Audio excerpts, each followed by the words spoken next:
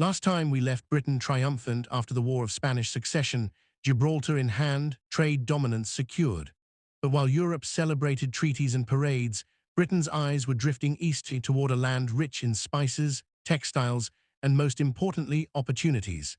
Enter India, the jewel of Asia, where a single battle would reshape the British Empire forever. Welcome to the Battle of Plassey. By the mid-18th century, the East India Company was no longer a band of merchants chasing spices and silk. It had evolved into something far more dangerous, a corporate empire with cannons, contracts, and an army of its own. What started as a trading venture had become a political machine. The company had its own forts, fleets, and treaties. It collected taxes, minted coins, and commanded men. In many ways, it was Britain's shadow government operating thousands of miles away, a private enterprise that would soon carve out the foundations of an empire. And at the heart of its ambitions stood Bengal, the richest province in India. Bengal was the jewel everyone wanted. In the 1750s, Bengal was no ordinary province. It was a glittering land of abundance, fertile soil that yielded rice and indigo, rivers that ferried trade to the world, and workshops buzzing with silk and cotton production. Its ports connected Asia to Europe, and its wealth was legendary. To put it bluntly, Bengal was the 18th century equivalent of Silicon Valley, Wall Street, and Dubai rolled into one. And let's be honest, if you had the chance to get your hands on all that wealth, you might also consider recruiting a few soldiers and maybe a few spies, and definitely some clever bribery. The East India Company knew this. Its directors in London saw Bengal not just as a commercial hub, but as a treasure chest, one that could fund their wars, pay their debts, and make their shareholders very, very happy. But there was one problem. The man who ruled it, Surajah-Dowlah, the young and fiery Nawab of Bengal. Surajah-Dowlah was only in his early 20s when he inherited the throne in 1756, and from the moment he took power, he was suspicious of the British. The East India Company had been granted trade privileges long ago, but over time, it had stretched those rights like elastic. They built fortifications in Calcutta without permission, smuggled goods to avoid taxes, and acted as though Bengal's laws didn't apply to them. To the Nawab, this was not trade, this was trespassing. Tensions reached a boiling point when the company started reinforcing Fort William in Calcutta.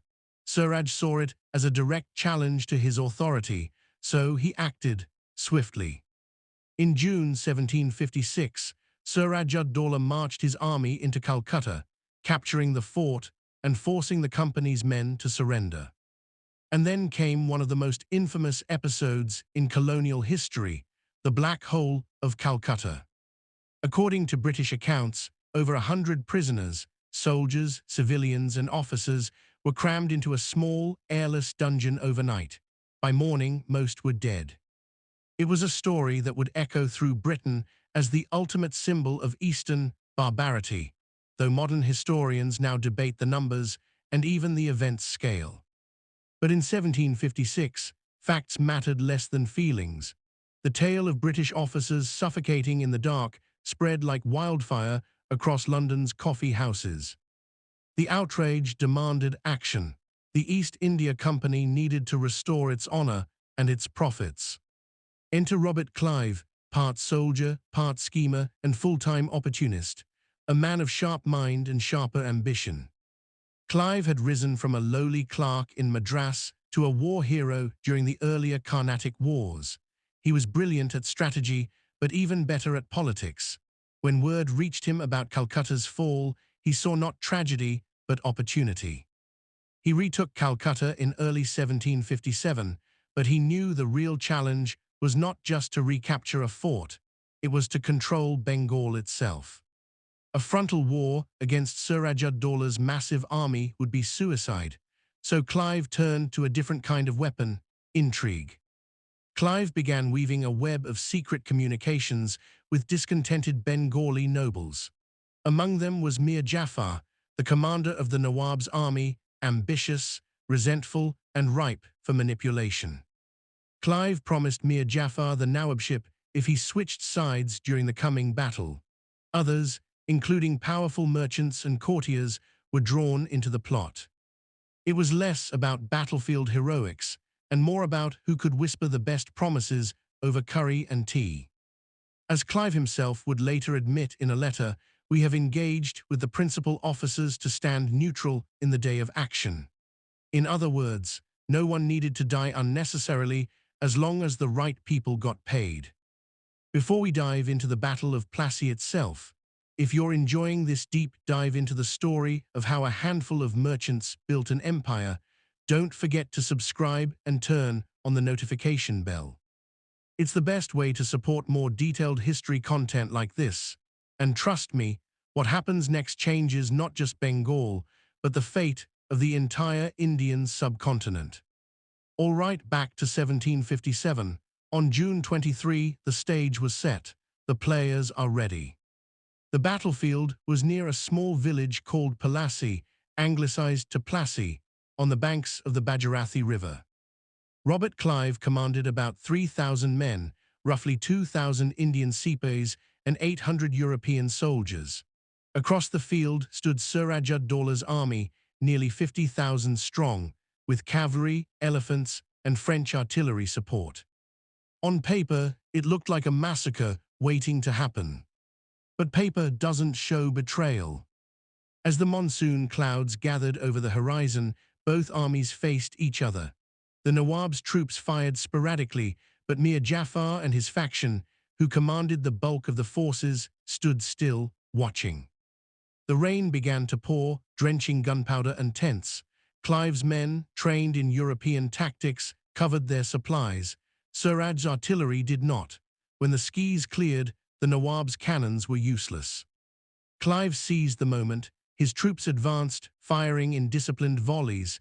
Confusion spread across Suraj's camp. Orders were ignored. Allies stood idle. Within hours, what could have been a mighty resistance collapsed into chaos. Suraj ud-Daula fled the battlefield, betrayed, outmaneuvered, and utterly alone. When the smoke cleared, Clive's men looted the Nawab's camp. The spoils were staggering: gold, jewels, and treasure beyond imagination. Mir Jafar was crowned the new Nawab of Bengal, but everyone knew who truly pulled the strings. It was a victory that cost the British only a handful of casualties, but it won them an empire's fortune. In the months that followed, the East India Company received massive payments from Mir Jafar, both as gifts and as compensation for their military expenses. Robert Clive himself became unimaginably rich. When he returned to Britain, he was hailed as a hero, though some whispered he was more pirate than patriot. And in many ways, that was true. The Battle of Plassey wasn't just a military triumph, it was the birth of corporate colonialism. With Bengal effectively under British control, the East India Company began to behave not like a guest, but a conqueror. Taxes were restructured to serve company interests. The once balanced economy of Bengal was drained to finance wars elsewhere in India and profits back in Britain. The money from Bengal bankrolled Britain's global ambitions, from expansion in South India to dominance in the seas. In short, if Europe had been monopoly, Britain had just bought Boardwalk, Park Place, and every utility in sight. India was now a permanent fixture on the empire's game board. But behind the wealth and glory lay devastation. By the 1760s, Bengal's economy was collapsing. Its industries were exploited, its farmers overtaxed. Within a decade, famine would sweep through the land, killing millions, while the East India Company posted record profits in London. The Battle of Plassey was not just a turning point for India, it was a turning point for the world. It marked the beginning of nearly 2 centuries of British dominance in the subcontinent. From Plassey came the riches that powered Britain's industrial revolution. From Plassey came the imperial policies that shaped colonial rule. And from Plassey came the political manipulation that would inspire both rebellion and revolution for generations to come. Clive became the first British governor of Bengal, a man who, in less than a decade, went from clerk to conqueror. But his legacy was double-edged. Even in Britain, many saw him as corrupt, ruthless, and greedy. In 1772, facing public scandal and a parliamentary inquiry, Clive took his own life, a grim end for the man who had built an empire out of betrayal. The story of Plassey is more than just muskets and maps. It's a story about ambition, greed, and the dangerous fusion of commerce and conquest. A single day's battle reshaped the destiny of a continent. A single company became more powerful than a nation. And a single act of betrayal opened the door for an empire that would rule India for nearly 200 years.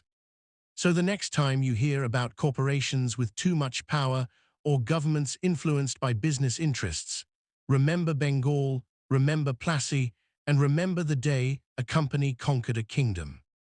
The Battle of Plassey didn't just mark the rise of British control in India, it marked the beginning of corporate imperialism. The East India Company was no longer just a merchant, it was an empire. But the story was far from over. As Britain's influence grew, new challenges would arise, including the eventual fall of the Mughal power and the consolidation of British rule under the Raj. If you found this story fascinating, make sure to like, subscribe, and share this video. It helps us bring more untold stories of history's biggest turning points straight to you.